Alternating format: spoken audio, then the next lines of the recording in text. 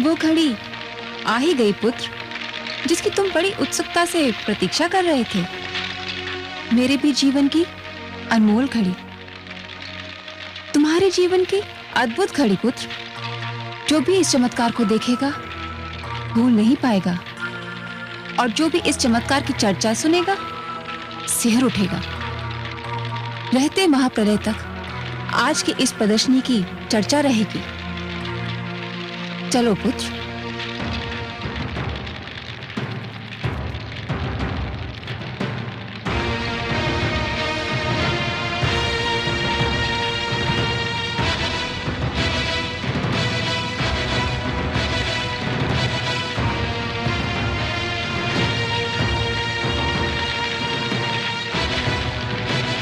ओम नमो भगवते वासुदेवाय। ओम नमो भगवते वासुदेवाय। ओम नमो भगवते वासुदेवाय।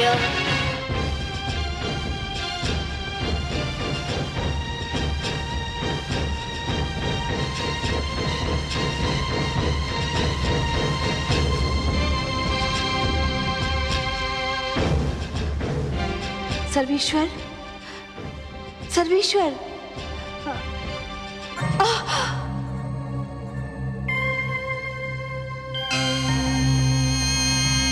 नारायण नारायण।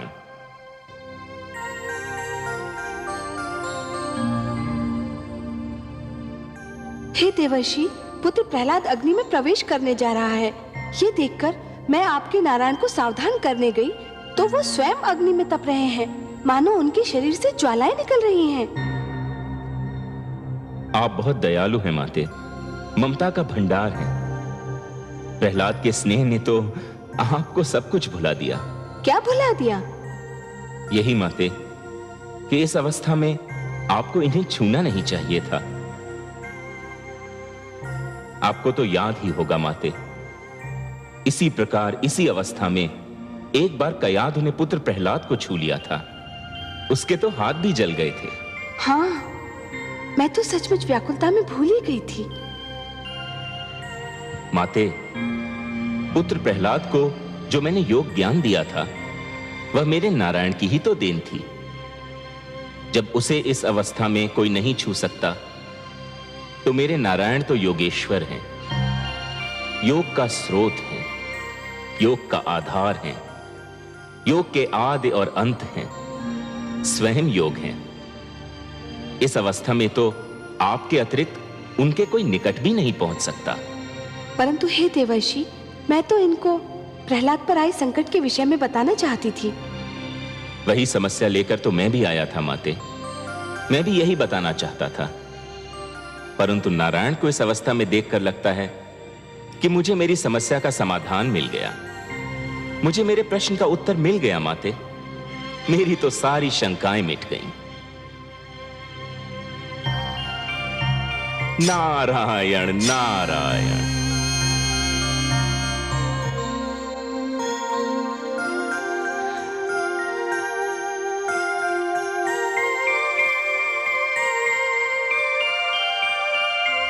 ओम नमो भगवते वासुदेवाय।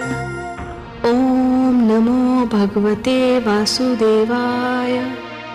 ओम नमो भगवते वासुदेवाय। पुत्र, तुम्हें भय तो नहीं लग रहा है? कैसा भय बुआ श्री? मुझे तो आनंद आ रहा है। जैसे जैसे लपटें मेरी ओर बढ़ रही है, मुझे विचित्र सी शीतलता का अनुभव हो रहा है। लग रहा है जैसे शीतल जल की लहरें मेरे शरीर को छू रही हो।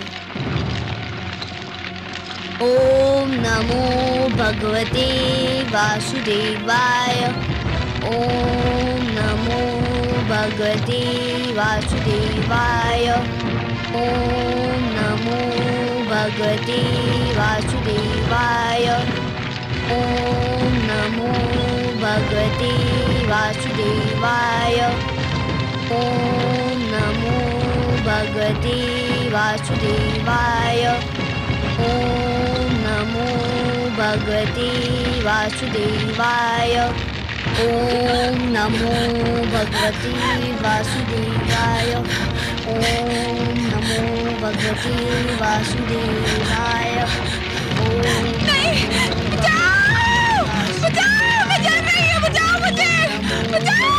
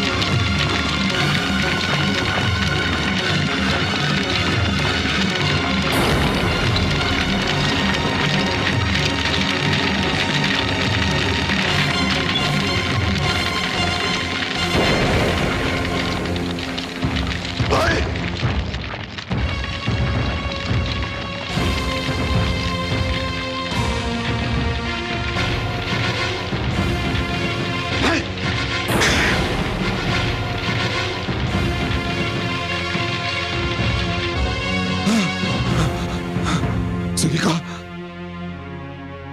सिंगिका, सिंगिका! श्री प्रहलाद के विष्णु ने मुझे भस्म कर दिया। किंतु ये कैसे हुआ? तुम्हें तो अग्निदेव ने वरदान दिया था, ये कैसे हो गया? प्रहलाद की मायावी शक्तियों ने अग्निदेव के वरदान को मात दे दी। किसके मंत्र की शक्ति के आगे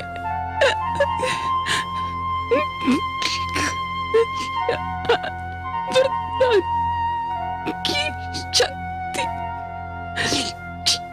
क्षीण हो गई।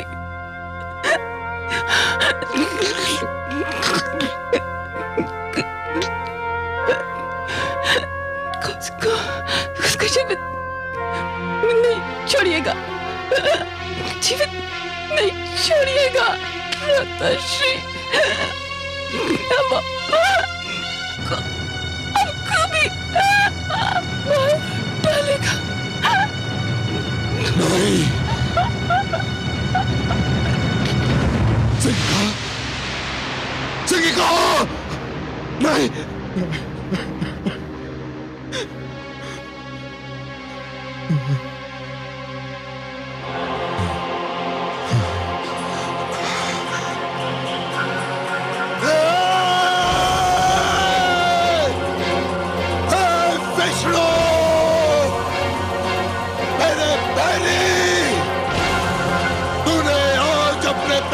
शक्ति दिखा दी, किंतु अब तू मेरी शक्ति देखना। तूने मेरे भ्राताश्री हिरण्याक्ष का वध किया, मेरी बहन सिंगिका को जलाकर राख किया। मैं तुझे कदापि क्षमा नहीं करूंगा जब तक मैं तेरा सर्वनाश नहीं करूंगा, चैन की एक श्वास भी नहीं लूंगा। अब तू मेरे क्रोध के प्रकोप से बच नहीं सकता। सुना तूने?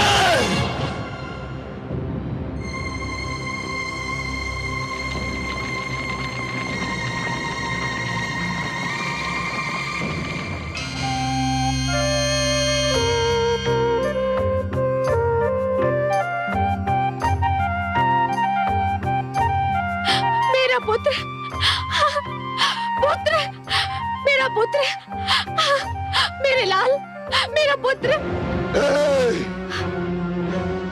धूर्त, हत्यारे, तेरे विष्णु ने मेरे भ्राता श्री हिरण्याक्ष की हत्या की थी और तूने मेरी बहन सिंगिका की हत्या की।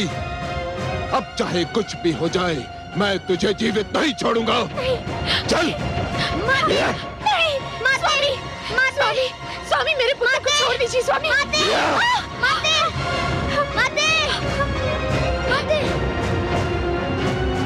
मेरा पुत्र,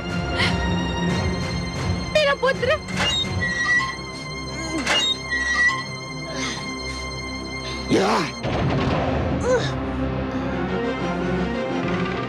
सेनापति, यदि इसे किसी ने भी भोजन अथवा जल दिया तो उसका वध कर दिया जाएगा। इसे कुछ नहीं मिलना चाहिए। सूर्य की किरण तक इसके समीप नहीं पहुंचनी चाहिए। ये अंधकार में ही जिएगा और अंधकार में ही अपना सिर पटक पटक कर अपने प्राण त्याग देगा।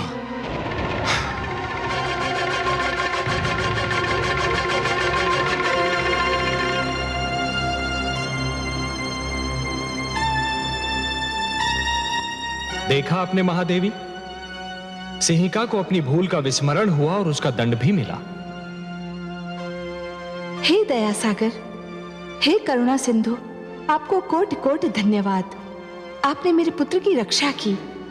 महादेवी, अग्निदेव ने जो अग्नि प्रज्वलित की थी उसमें सोना भी था और कोयला भी।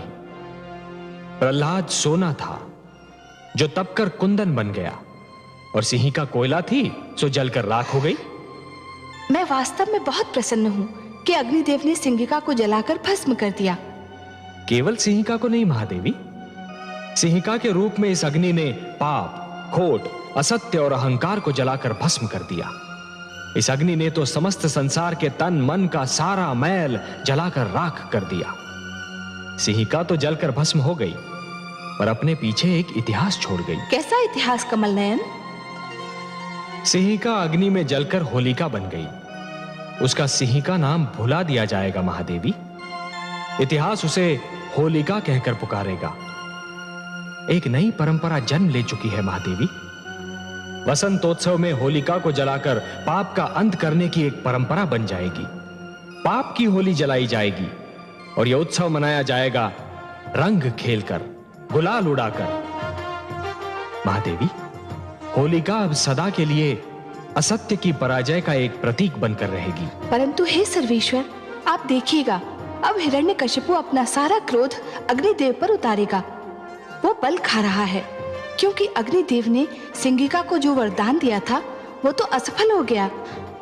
मुझे अब अग्निदेव से सहानुभूति हो रही है।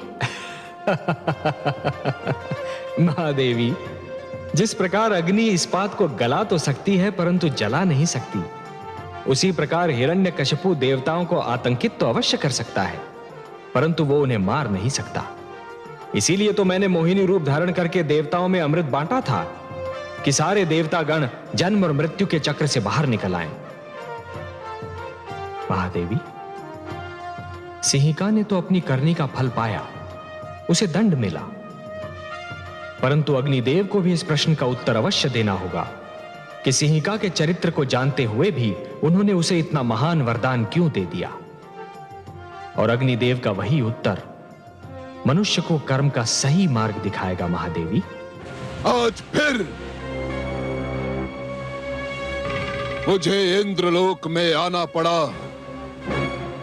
इंद्रासन पर बैठना पड़ा केवल तुम देवताओं को यह स्मरण कराने के लिए कि अभी तक देवलोक का स्वामी मैं हूं। मैं भगवान हिरण्यकशिपु। अभी तक यह आसन मेरा है, मेरा। अभी तक तुम सब मेरे अधीन हो। मैंने तुम सब पर विजय प्राप्त की थी, तुम सब पर। मैंने तुम्हारे अहंकारी सिर अपनी शक्ति से झुकाए थे, अपनी शक्ति से झुकाए थे मैंने। अग्निदेव, कहाँ हो तुम? सामने आओ।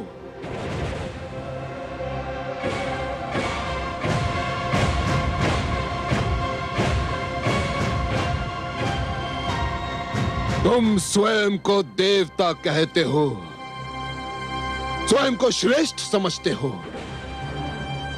धिक्कार है तुम्हारे देवता होने पर, धिक्कार है तुम्हारी शक्तियों पर, धिक्कार है तुम्हारे वरदान पर। क्या लाभ है तुम्हारे देवत्व से? क्या लाभ है तुम्हारे वरदान का?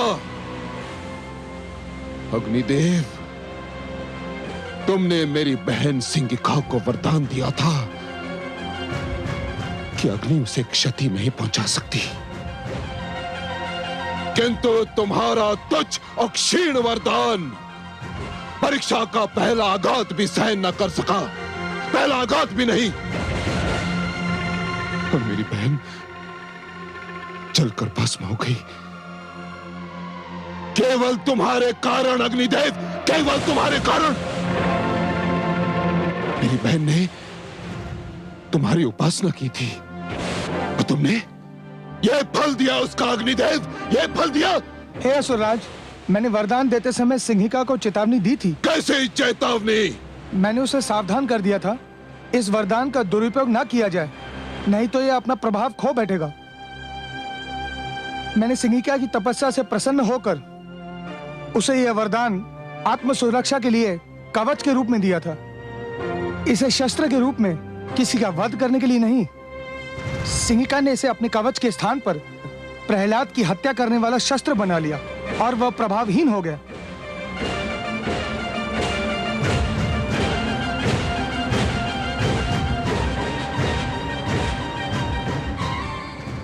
प्रभावहीन हो गया तुम्हारा वरदान?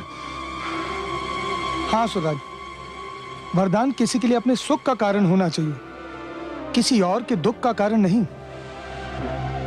और सिंहिका ने इस सत्य को भुला दिया, इसलिए वही हुआ जो होना था।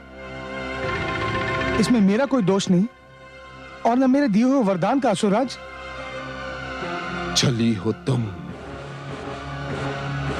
कपटी हो तुम समस्त देवता, और सबसे बड़ा कपटी है तुम्हारा वो विष्णु। यदि उसने तुम सबको छल से अमृत न पिलाया होता तो अभी इसी घड़ी इसी स्थान पर तुम सबके सिर धड़ से अलग कर देता।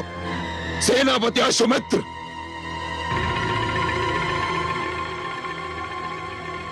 आ गया भगवान।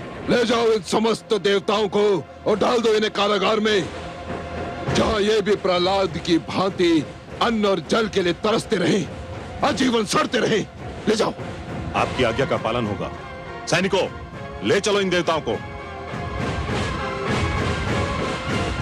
ठहरो, ऐसे नहीं, वैसे ले जाओ जिसके ये देवता योग्य है। भेड़ बकरियों की भांति हाँकते हुए ले जाओ इन्हें। चलो, हाँ, चलो।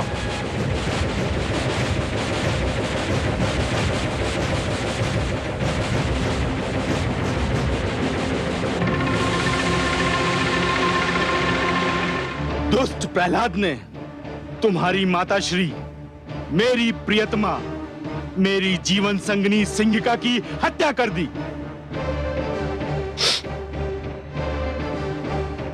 मेरा मन ये मानने को तैयार नहीं पिताश्री। क्यों? क्या तुमने अपनी आंखों से उन्हें विवशता से तड़प तड़प कर जलते और मरते नहीं देखा? देखा था पिताश्री, देखा था। परंतु अग्नि में तो उन्होंने पहले भी प्रवेश किया था, और आप ही कहते थे कि उन्हें कभी तनिक सी भी क्षति न पहुंची थी।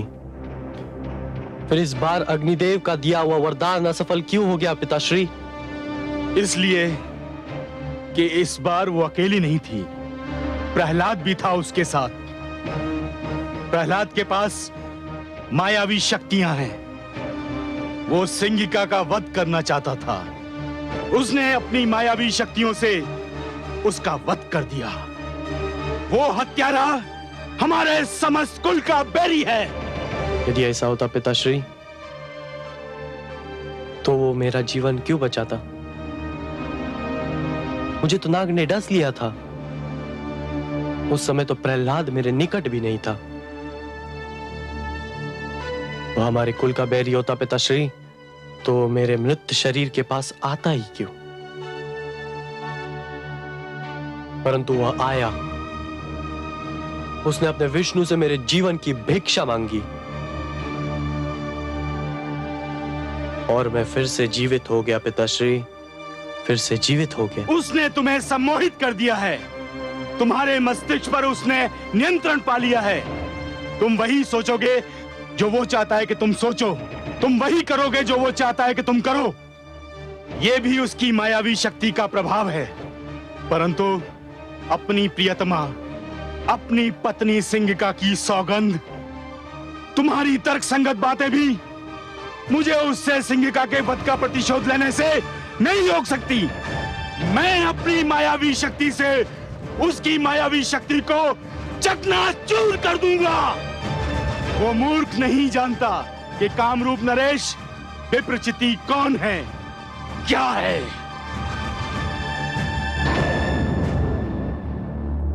पिताश्री,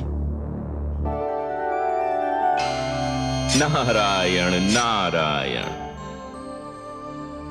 स्वागत है देवर्षि, आपका स्वागत है। आज हमें कैसे स्मरण किया? आपका स्मरण तो मेरे जीवन का उद्देश्य है, मेरे जीवन का सर्वस्व है। मेरा जीवन ही है लक्ष्मी नारायण। मेरा और कार्य ही क्या है? आपका स्मरण करना और आपकी चर्चा। बताइए, क्या समाचार सुनाने आए हैं? सृष्टि का कौन सा भेद, कौन सा समाचार, कौन सा रहस्य आपसे छिपा है लक्ष्मी नारायण? मैं तो बस अपनी एक उलझन सुलझाने, अपने एक प्रश्न का उत्तर पूछने आपकी सेवा में उपस्थित हुआ हूं। तो पूछिए ना। हे लक्ष्मी नारायण, आप माया के स्रोत हैं, माया का भंडार हैं, माया के रचयिता हैं। फिर ये विप्रचित्ति किस मायावी शक्ति की बात कर रहा है? क्या उसने कोई नई मायावी शक्ति का आविष्कार कर लिया है? नहीं देवर्षि, विप्रचित्ति कोई योगी नहीं है जो किसी शक्ति का आविष्कार कर लेगा। वो तो केवल एक भिक्षुक है, एक याचक है। उसके पास जो भी शक्ति है वो मांगी हुई है, चुराई हुई है। हे देवर्षि, जिस प्रकार यदि कोई व्यक्ति उधार लिए हुए धन को यदि अपनी संपत्ति मानेगा तो बहुत शीघ्र कंगाल हो जाएगा, उसी प्रकार यदि कोई व्यक्ति मांगी हुई शक्ति को अपनी शक्ति समझने लगेगा तो अतिशीघ्र शक्तिहीन हो जाएगा। कर लेने दीजिए उसे परीक्षा इस शक्ति की, क्षण भर आनंद उठा लेने दीजिए उसे इस शक्ति का। वो बेचारा क्या जाने कि जहां से उसे ये एक शक्ति मिली है वहां तो महान शक्तियों का भंडार है। देवर्षि, मैं विप्रचित्ति के इस क्षणिक आनंद को भंग नहीं करना चाहता। देखिए तो सही, वो मूर्ख कितना प्रसन्न हो रहा है।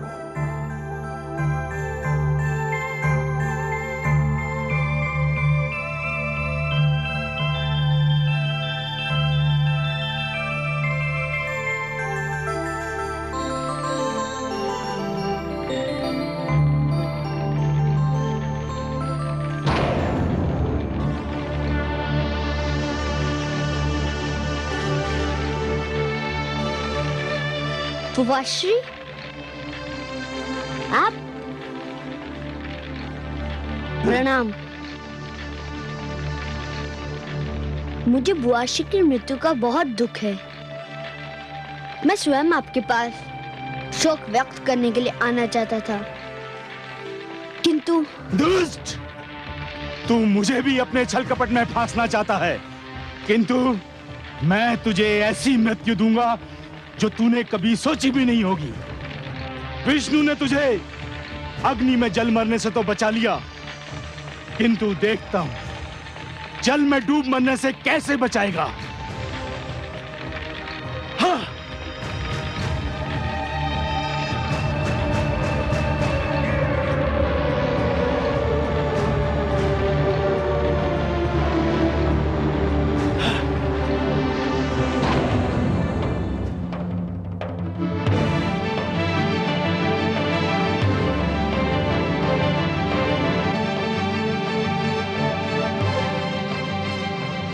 दुष्ट, तेरे तो नेत्र बंद हैं, तू तो अपना दुखद अंत देख भी नहीं पाएगा। जा, डूब मर इस सागर के तल में। हाँ। ले लिया मैंने सिंहिका के वध का प्रतिशोध। ये धूर्त अब सागर के तल से कभी ऊपर नहीं आ सकेगा। ये सागर का जल इसकी समाधि बन जाएगा।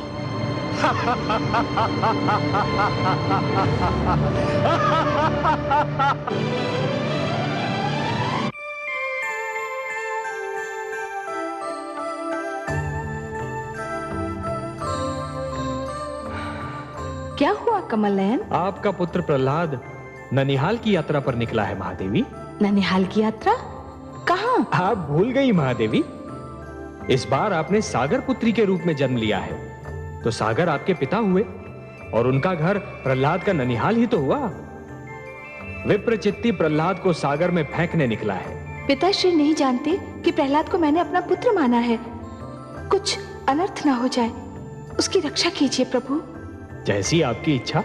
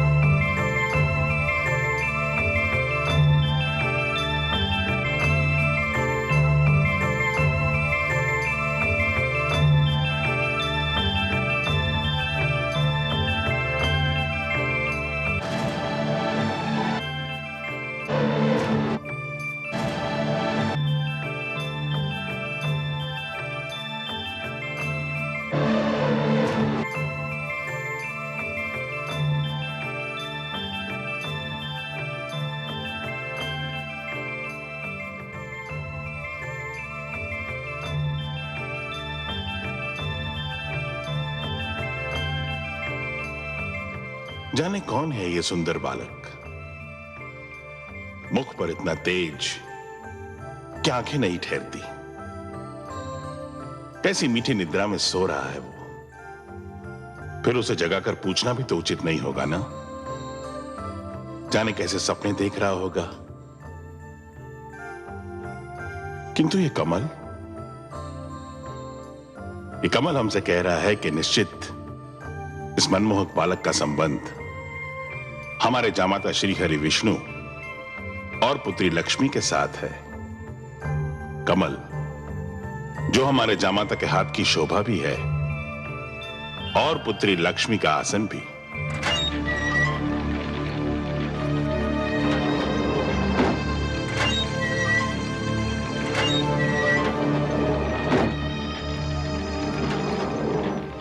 राजकुमार, प्रहरियो, शीघ्र इधर आओ।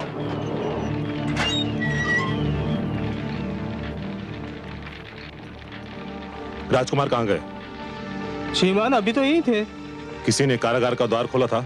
नहीं श्रीमान, जब से भगवान हिरण्यकश्यप ने राजकुमार को यहाँ बंदी बनाया है, तब से द्वार खोला ही नहीं। जाने क्या रहस्य है। मुझे तुरंत भगवान को इसकी सूचना देनी होगी।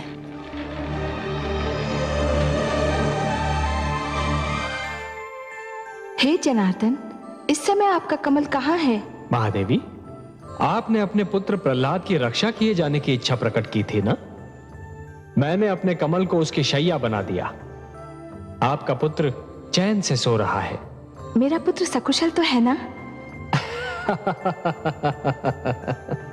महादेवी, जो सकुशल नहीं होते वो इतनी गहरी और मीठी नींद कहां सो पाते हैं? ऐसी निश्चिंत निद्रा तो केवल उन्हीं के भाग्य में होती है जो स्वयं को पूर्ण रूप से ईश्वर को समर्पित करते हैं। आप घबराइए नहीं, आपका पुत्र सकुशल है। विश्वेश्वर सत्य कह रहे हैं पुत्री। प्रणाम पिताश्री। प्रणाम हे सागर देवता। प्रणाम। मैं आपका स्वागत करता हूं। कमल को शैया बना देखकर ही मुझे अनुमान हो गया था कि उस पर सोए हुए बालक का संबंध अवश्य मेरे जामाता और पुत्री से होगा। बहुत गहरा संबंध है पिताश्री। प्रहलाद इनका भक्त है और मैंने उसे अपना पुत्र मान लिया है। तभी तो मैं सोच रहा था कि इतनी छोटी सी आयु में उसके मुख पर इतना तेज, इतना प्रताप कहां से आया। अब ज्ञात हुआ कि ये उसकी भक्ति भावना और तुम्हारे प्रेम का चमत्कार है। वो इस समय कहाँ है पिताश्री? अपने ननिहाल में है, नानी नाना के पास आया है। समस्त सागर संसार उसके अतिथि सत्कार में जुटा हुआ है।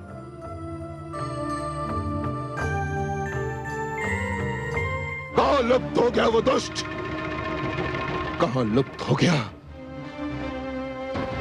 सिंगिका सत्य कहती थी कि उस धूर्त ने मायावी शक्तियां प्राप्त कर ली हैं और जिनका प्रयोग वो मेरे विरुद्ध करना चाहता है, भगवान हिरण्यकशिपु के विरुद्ध। जाओ ढूंढो उसे, हर ओर ढूंढो, हर स्थान पर ढूंढो, और यदि वो मिल जाए तो उसे पकड़कर, जकड़कर, घसीटकर मेरे पास लाओ। नहीं तो ये जान लो कि यदि असफल हुए तो निर्जीव हो जाओगे। जाओ ढूंढो उसे। नहीं सर्वशक्तिमान, ये बेचारे अब प्रहलाद को नहीं ढूंढ पाएंगे। क्यों नहीं ढूंढ पाएंगे? क्योंकि मैंने उसे सागर के गर्भ में फेंक दिया है और अब तक वो वहां से वो भूखी मछलियों के पेट में पहुंच चुका होगा। अर्थात कि तुम उसे कारागार से निकाल ले गए थे? हाँ, मैं ले गया था। उसने मेरी जीवन संगनी को जलाकर भस्म कर दिया था और मैंने उसे सागर के जल में डुबोकर मार दिया। हत्यारे, दुष्ट, तेरे हाथ मेरे पुत्र के रक्त से रंगे हुए हैं। तुमने हर जतन करके देख लिया। जब तुम मेरे पुत्र का कुछ नहीं बिगाड़ पाए तो तुमने कायरों की भांति उस पर उस समय वार किया जबकि वो सो रहा था। तुमने मेरे पुत्र की हत्या की है। मैं तुम्हें कभी क्षमा नहीं करूंगी। हत्यारे हो तुम, हत्यारे हो तुम लोग, हत्यारे हो।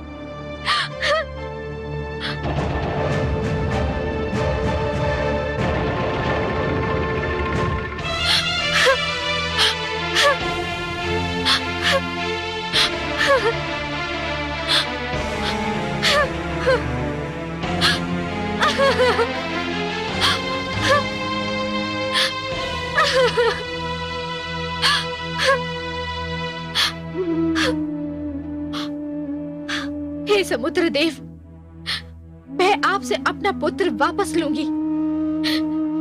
आपको मेरा पुत्र वापस लौटा नहीं होगा, लौटाना होगा मेरा पुत्र वापस। मेरा पुत्र, मेरा लाल,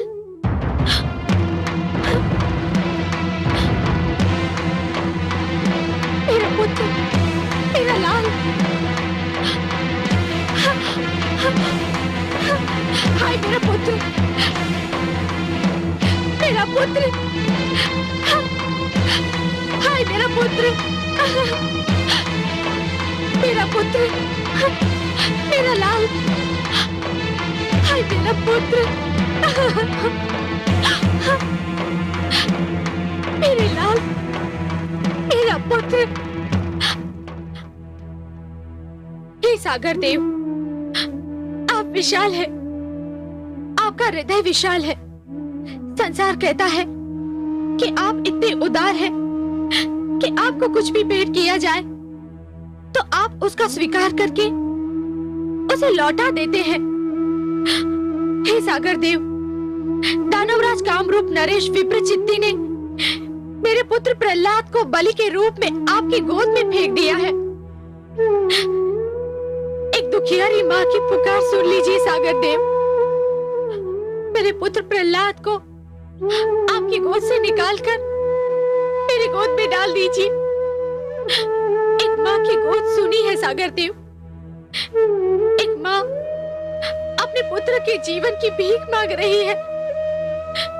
हे सागर देव, मुझे मेरा पुत्र लौटा दीजिए। मुझे मेरा पुत्र लौटा दीजिए।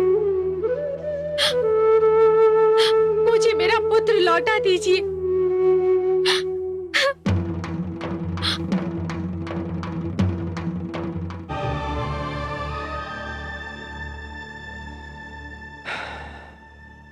देखिए आपने विधि की विडंबना महादेवी। पुत्र अपने ननिहाल में चैन की नींद सो रहा है और अनजान माता समुद्र की लहरों से उलझ रही है। ममता इसी का तो नाम है कमल नयन। पुत्र भले कितना ही सुखी हो, परंतु यदि माता की आंखों से ओझल हो तो माँ को पल भर भी चैन नहीं पड़ता। वो तो पुत्र का मुख देखकर ही जीती है। बेचारी कयाधु, उसे तो ये भी पता नहीं कि उसका पुत्र कहाँ है, क्या कर रहा है। मुझे तो भय है कि कयाधु कहीं पुत्र वियोग में पागल होकर डूबकर अपने प्राण न दे दे। हाँ महादेवी, वो तो सागर में आगे आगे बढ़ती जा रही है। आपको उसके प्राणों की रक्षा करनी होगी कमल नयन। महादेवी, सागर तो आपका मायका है, मेरी तो ससुराल है, और ससुराल में अपने अधिकारों और शक्तियों का प्रयोग मुझे अच्छा नहीं लगता देवी। देखिए, पिता के घर पर तो पुत्री का अधिकार होता है, इसलिए वहां हस्तक्षेप का कष्ट तो आप ही को करना होगा देवी। आपकी यही इच्छा है तो जाती हूं मैं। कयाधु को यूं डूबकर मरने नहीं दूंगी मैं, वो भी वहां सागर में जो मेरा मायका है।